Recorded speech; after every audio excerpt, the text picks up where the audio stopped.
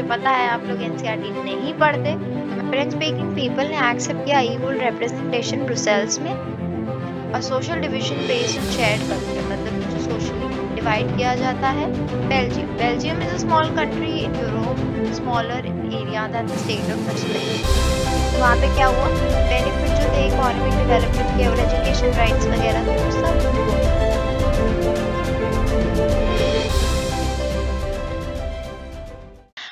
Hi teens, welcome to your very own channel.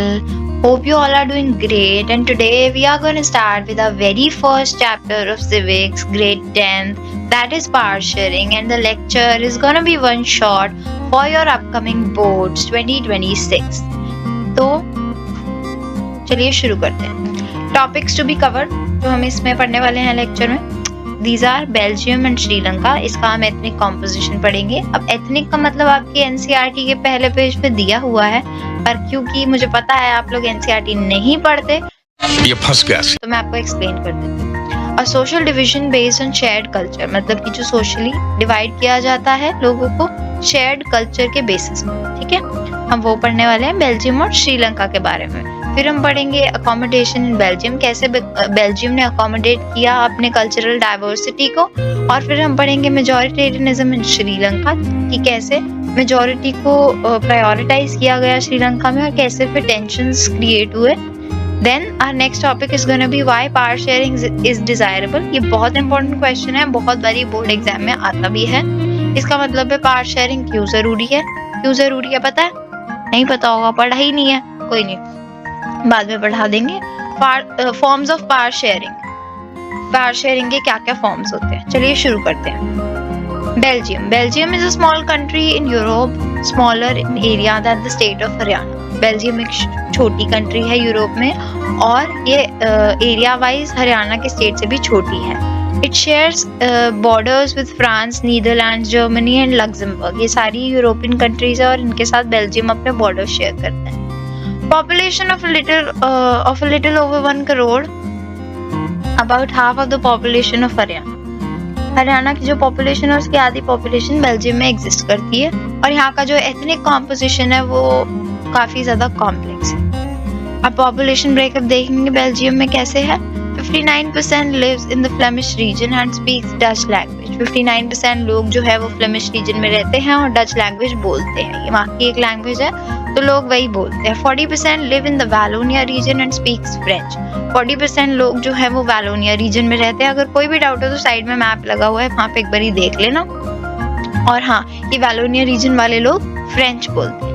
1% of the Belgians speak German। 1% जो Belgium के citizens हैं, those are called Belgians, वो German बोलते हैं। In capital city Brussels, इसका उल्टा है, जैसे कंट्री में 59% डच लैंग्वेज बोलते हैं विच इज मेजॉरिटी, और 49% बोलते हैं French which is a minority.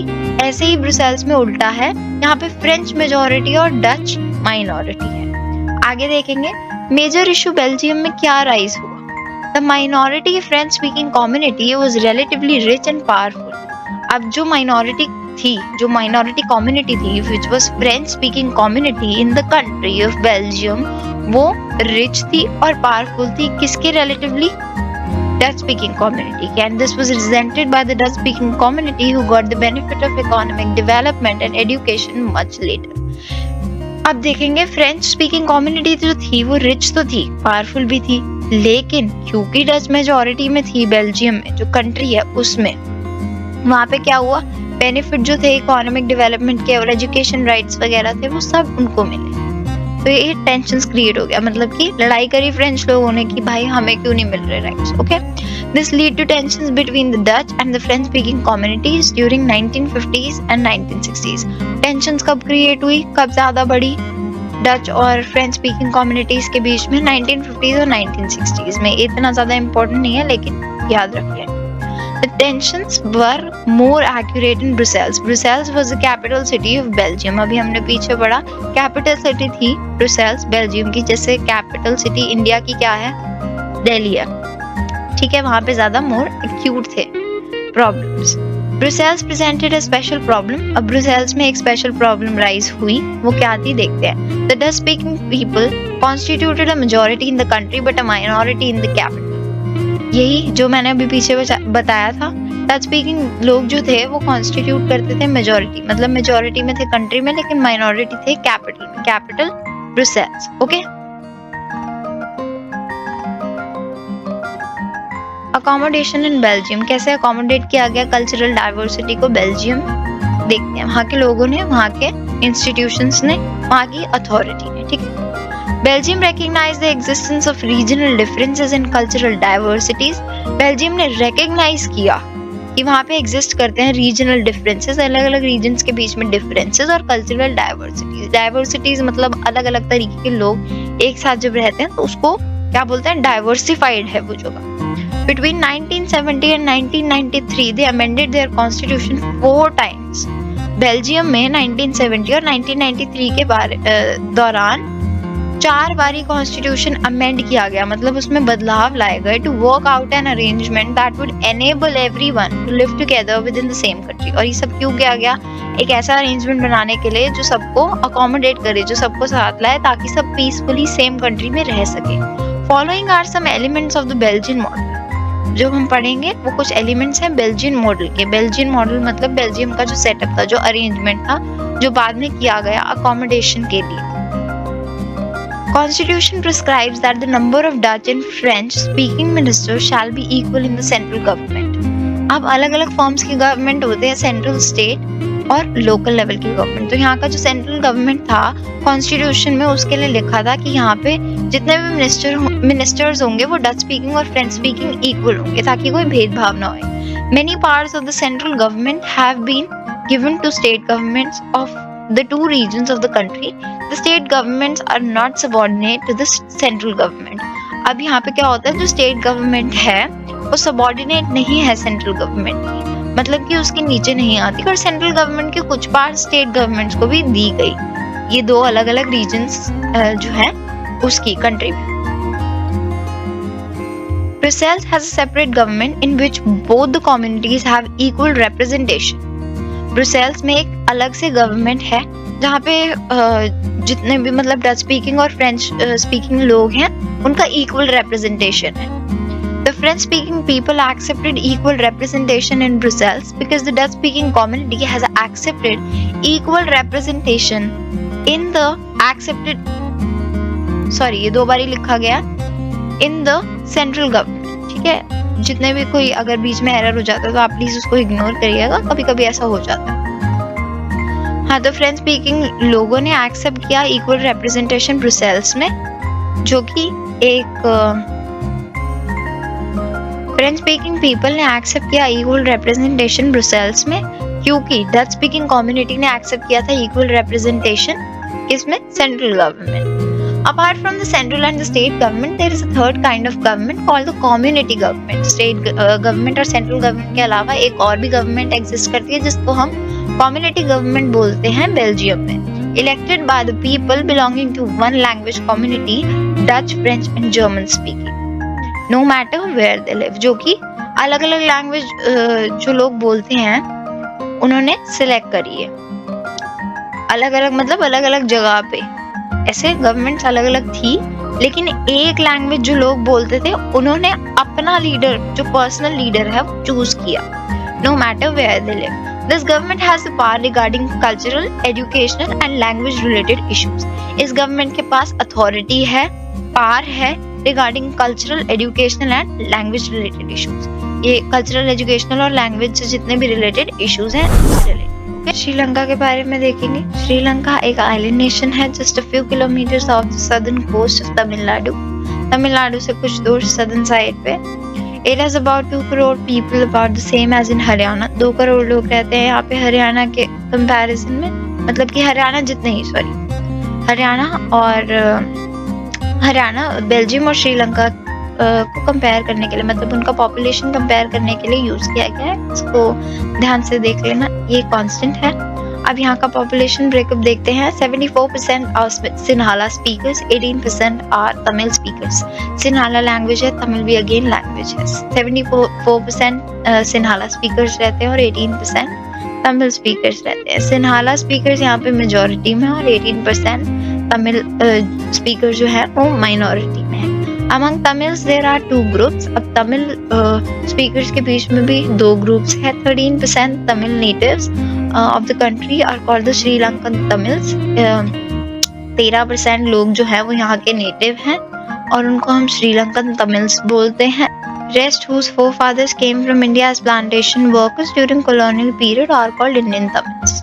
जो जिनके forefathers आए colonial period के टाइम, मतलब कि जब ब्रिटिशर्स का राज था इंडिया पे, जब वो आए plantation workers, उनको इंडियन तमिल्स बोलते हैं.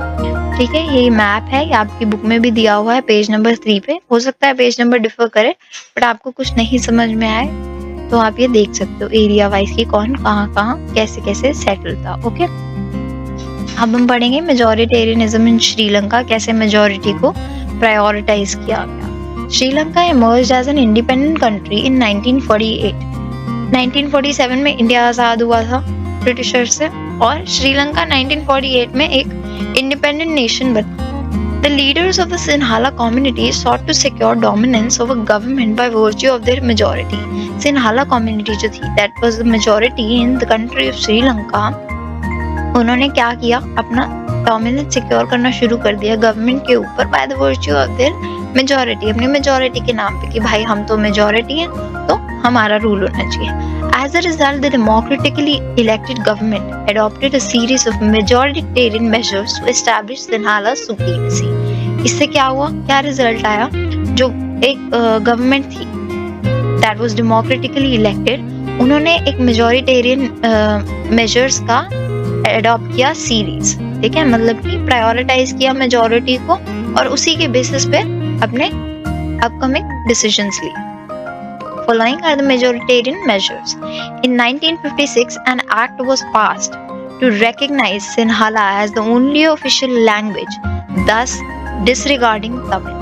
1956 में democratically elected government ने एक act pass किया to recognize Sinhala as the only official language और recognize किया Sinhala speaking community को prioritize किया और Sinhala को क्या किया, official language declare कर दिया, recognize किया और तमिल्स को disregard किया. The governments followed preferential policies that favored Sinhala applicants for university positions and government jobs.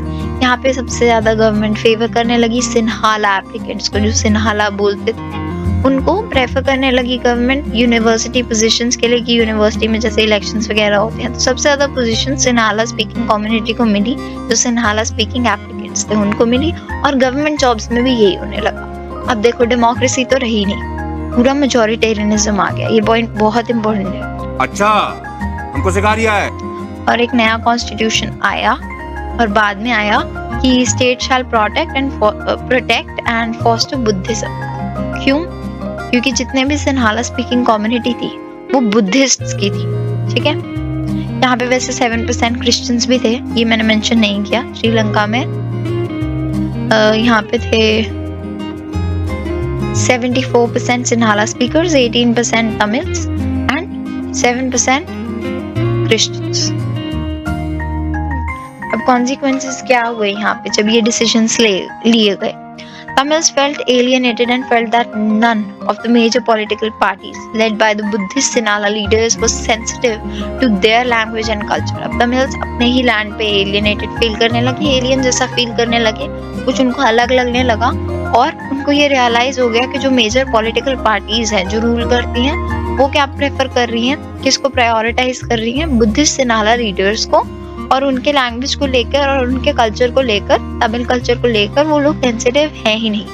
They felt that the constitution and government policies denied them equal political rights, discriminated against them in getting jobs and other opportunities and ignored their interest. उनको लगने लगा कि constitution और government policy जो है वो deny कर रही है इक्वल पॉलिटिकल राइट्स को और डिस्क्रिमिनेट कर रही है उनको from getting jobs, government jobs and other opportunities, और उनके बाकी सारे इंटरेस्ट को भी इग्नोर किया जा रहा है. The relations between the Sinhala and the Tamil community strained. अब बहुत ज्यादा स्ट्रेन आ गया तमिल और Sinhala स्पीकिंग कम्युनिटीज के बीच में.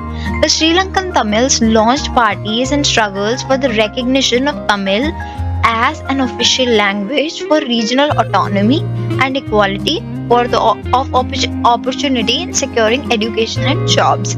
श्रीलंका के जो तमिल्स थे उन्होंने पॉलिटिकल पार्टीज बनाना शुरू कर दी और उन्होंने काफी स्ट्रगल किया रिकग्निशन के लिए as of Tamil as an official language, मतलब तमिल को ऑफिशियल लैंग्वेज बनाने का। ठीक है, by 1980s several political organizations were formed demanding an independent Tamil Elam state in northern and eastern parts of Sri Lanka. 1980s के दौरान बहुत सारे तमिल लीडर्स ने और तमिल स्पीकिंग कम्युनिटीज ने बनाना शुरू कर दी पॉलिटिकल पार्टीज, एक इंडिपेंडेंट तमिल ईलाम बनाने का प्रस्ताव रखा उन्होंने। इलाम मीन्स स्टेट, यहाँ पे ब्रैकेट में लिखा हुआ, आप पढ़ लें।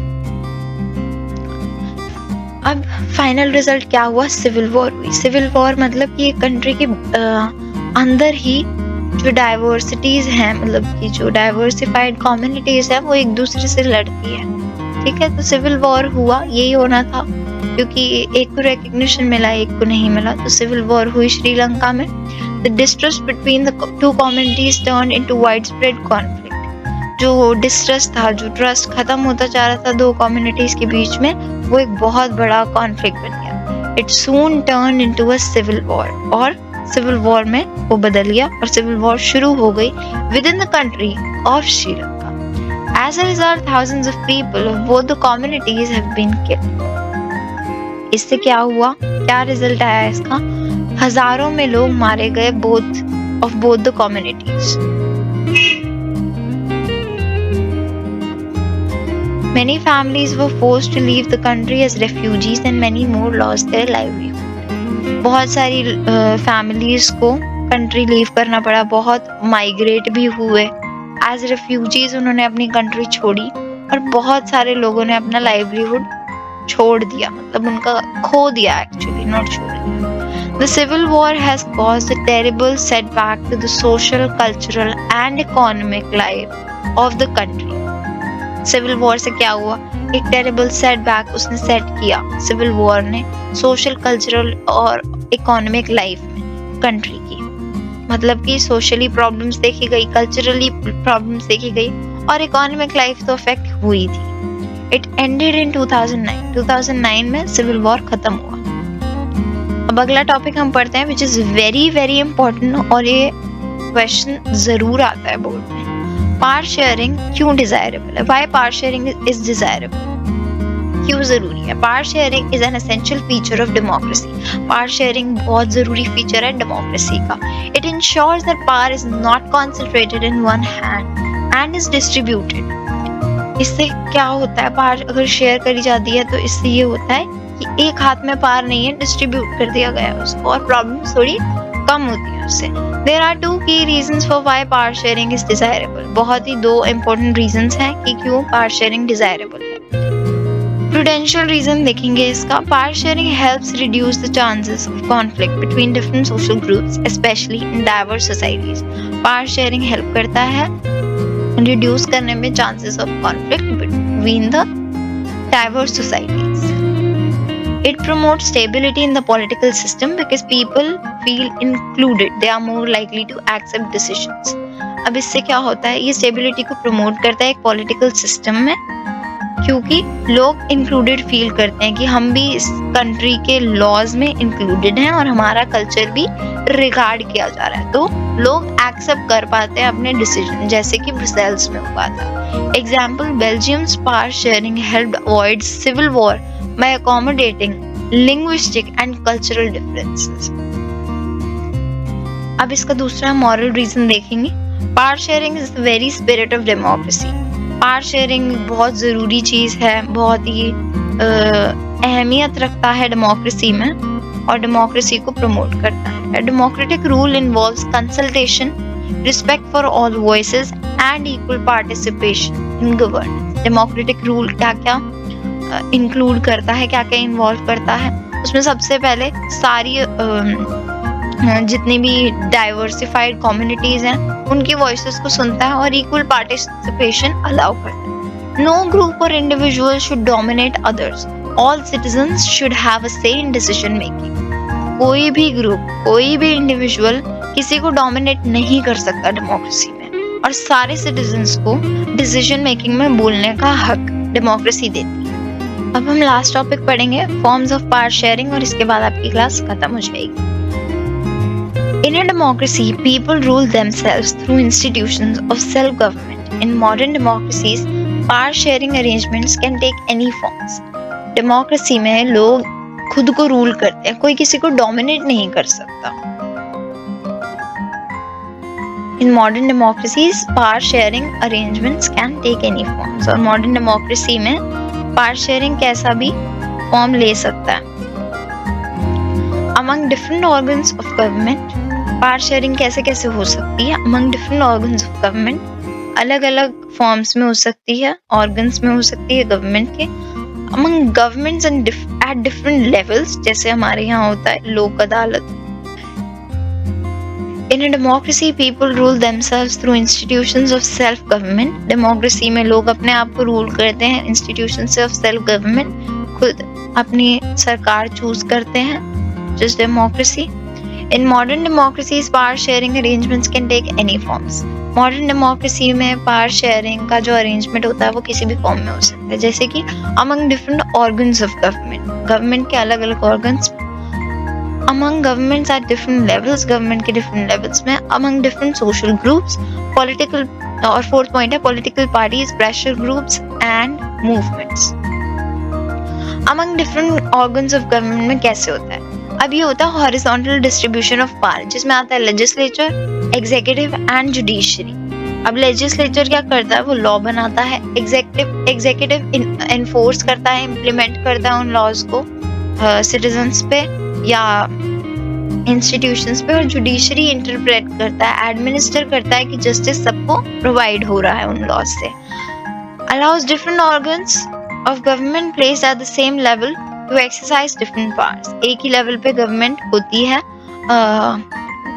और उनको पावर देता है, अलग अलग सेम लेवल पे होके अलग अलग पावर को एक्सरसाइज करने की पावर देता है। Ensures that none of the organs can exercise unlimited power, और इंश्योर करता है कि कोई भी ऑर्गन गवर्नमेंट का अनलिमिटेड पावर एक्सरसाइज ना करे। Each organ checks the others. This arrangement is called the system of checks and balances. ये भी काफी इंपॉर्टेंट पॉइंट है, जूनियर क्लास में पढ़ा होगा, और अभी ये पॉइंट याद रखना। एक तो आपको ये टर्म्स याद रखने हैं, हॉरिजॉन्टल डिस्ट्रीब्यूशन, फिर उसमें क्या क्या आता है, लेजिस्लेचर, एग्जीक्यूटिव और जुडिशरी, और इसको पूरे को क्या बोलते हैं, system of checks and balances. क्यों?